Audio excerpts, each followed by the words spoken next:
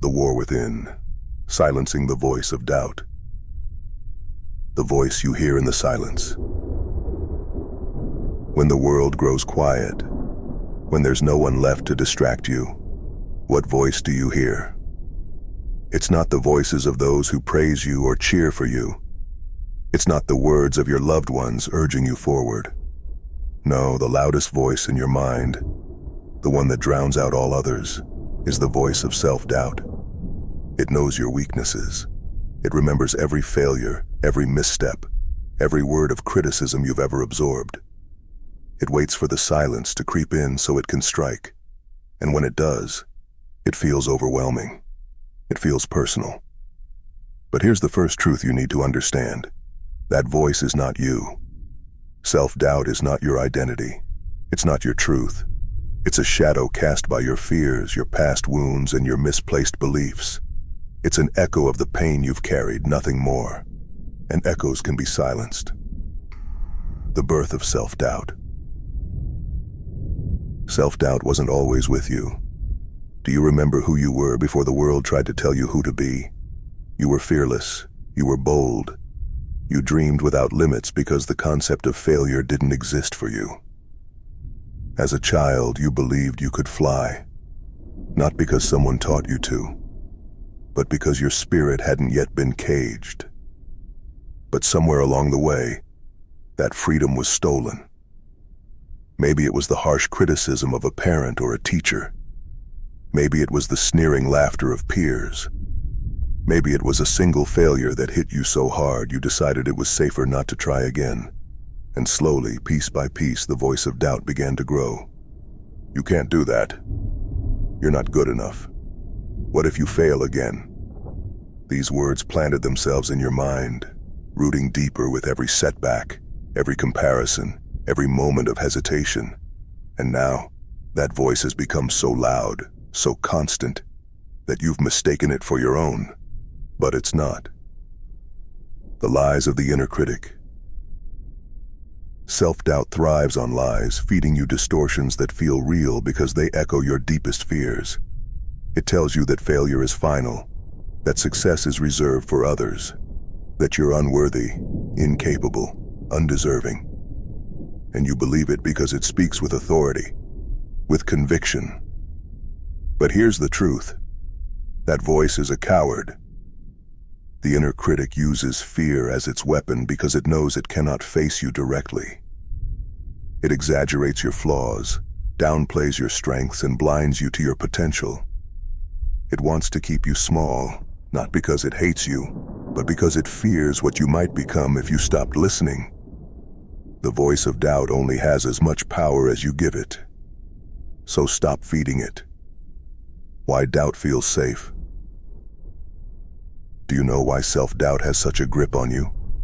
Because it offers an illusion of safety. It whispers, don't try. Stay where it's comfortable. Stay where it's predictable. And for a moment, it feels easier to listen. Easier to avoid risk. Easier to avoid pain. But here's the reality. The comfort self-doubt offers is a cage. It keeps you locked in mediocrity, watching the world pass you by while you wonder what could have been. And the longer you stay in that cage, the harder it becomes to break free. So ask yourself, are you willing to trade your dreams for safety? Are you willing to live your life as a prisoner to a voice that only exists to keep you small? Because the door to that cage is unlocked. All you have to do is step through it. Fear, the critic's greatest weapon. Fear is self-doubt's sharpest blade. It cuts deep, paralyzing you with the what-ifs. What if you fail? What if you're not good enough? What if you lose everything? These questions swirl in your mind, growing louder with every step you take towards something new. But let me ask you this. What if you succeed? What if you're more capable than you've ever imagined? What if the life you've always wanted is waiting just beyond the edge of your fear? Fear is a test. It's not there to stop you. It's there to challenge you, to ask, how badly do you want this? The ones who give in to fear never know what lies on the other side. but the ones who face it, who push through despite the trembling in their hands, find a power they never knew they had. Fear is not the enemy. In fact, fear is a compass, pointing you toward the things that matter most. So follow it. Comparison, the thief of joy. Comparison is another tool self-doubt uses to undermine you. It convinces you that everyone else is ahead, that their lives are perfect, that their success diminishes your worth. But let me tell you something. Comparison is a lie. You are not running their race. You are not living their story. Their achievements have nothing to do with your potential. The only person you should compare yourself to is the person you were yesterday. Are you growing? Are you learning? Are you moving forward, even if it's just an inch at a time? If the answer is yes, then you are winning. Stop looking at others as your competition. Start seeing them as proof of what's possible. Failure, the false finality. Failure is not the end. It never has been, and it never will be. Failure is feedback. It's the universe's way of saying, not yet. Try again. Adjust your approach. Every great success story is built on a foundation of failures. Do you think the people you admire got it right the first time? No. They stumbled, they fell, and they kept going. But here's the difference. They didn't let failure define them. They used it. They learned from it. And they understood that the only true failure is giving up. So the next time you fail, don't see it as proof of your inadequacy. See it as a step forward. See it as progress. Because every time you get back up, you're proving to yourself and to that voice of doubt that it cannot win. Belief as a weapon. Belief is the antidote to self-doubt.